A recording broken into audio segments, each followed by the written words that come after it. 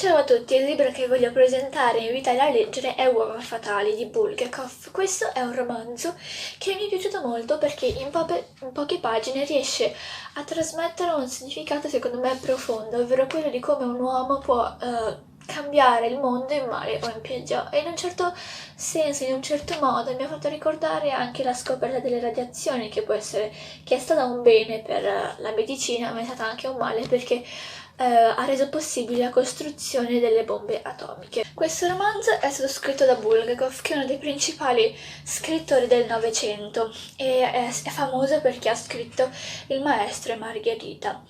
Il libro è di genere fantascientifico e proprio perché l'autore, ovvero Bulgakov, era un medico. La storia è ambientata a Mosca nel 1928 e il protagonista del romanzo è un professore di zoologia, ovvero Persikov, che per un errore scopre un raggio della vita, un raggio di colore rosso che riesce a accelerare la produzione di cellule.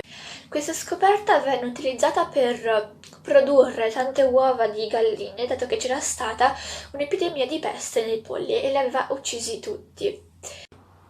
Tra le uova di polli e le uova che servivano per Sikov per fare gli esperimenti avviene un po' di confusione e si scambiano, quindi dalle uova da cui dovevano nascere dei polli nascono dei serpenti e invadono la Russia ed essendo molto feroci mangiano le persone in un batter d'occhio, potremmo dire.